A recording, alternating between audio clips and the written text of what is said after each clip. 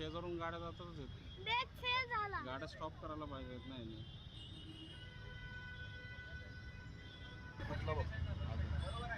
tyre एक tyre आता बस